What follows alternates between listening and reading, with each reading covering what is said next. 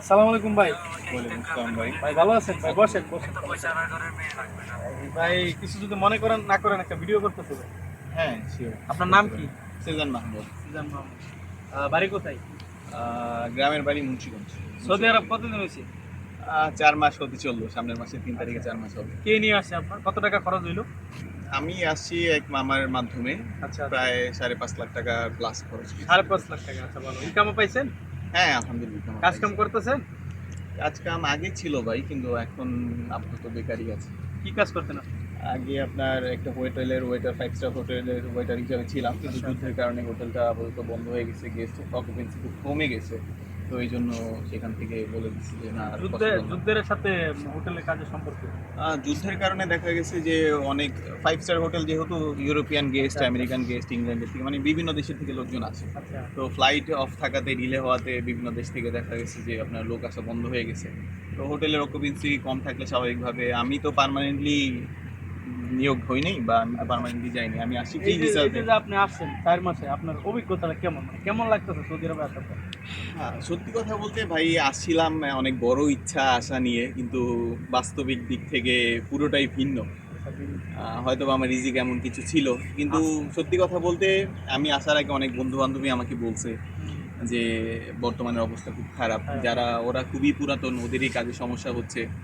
আর আমি যেহেতু নতুন, আমারও সমস্যা হতে পারে। কিন্তু আচ্ছা, আমি আচ্ছা। ভরসা করেছিলাম যে না, ইনশাল্লাহ কাজ পাবো। হয়ে যাবে কিছু একটা। আসার পরে ২ মাস বসেছিলাম, কোনো কাজ কাম ছিল না।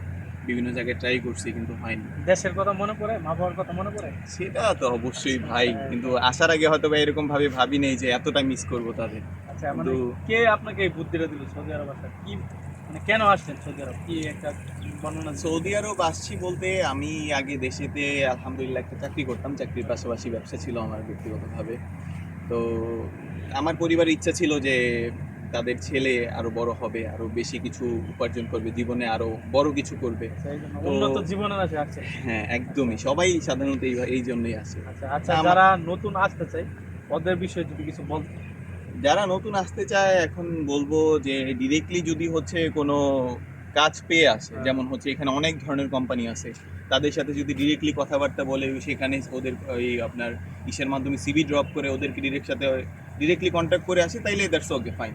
কিন্তু যদি সাপ্লাইয়ের মাধ্যমে আসে, জীবন একবারে শেষ ভাই, পুরো ধ্বংস হয়ে যাবে জীবন আচ্ছা, আচ্ছা। সাপ্লাইয়ের মাধ্যমে আসলে। আর যদি ফ্রি ভিসাতে আসে, ফ্রি ভিসাতে আসলে হয় কি, দেখা যাচ্ছে যে এই যে আমার মতো কাজের হুম, অভাবে ভুগতে হয়। হ্যাঁ, এ আজকে মামাকে ফোন দিচ্ছি, কালকে বন্ধুকে ফোন দিচ্ছি, তারপরের দিন ওনাকে ফোন দিচ্ছি, মানে কাজ নিয়ে ভাই খুবই টেনশন। খুবই টেনশন। নিজের নিজের একবারে অতি আপন কেউ না থাকলে ফ্রি ভিসাতে কাজ পাওয়া খুবই সংকট। আর তার উপরে আরেকটা ম্যাক্সিমাম বড় সমস্যা হচ্ছে আমাদের এখানে, আমি অলরেডি কাজ করেছি, আমি ২ মাস কাজ করেছি, কিন্তু দেখা গেছে আমি আমার ১ মাসের স্যালারি হাতে পেয়েছি। হুম, স্টিল আমি ১ মাসের স্যালারির জন্য ঘুরতেছি, ২ মাস আচ্ছা, হয়ে গেছে অলরেডি, আমি স্যালারি পাচ্ছি না।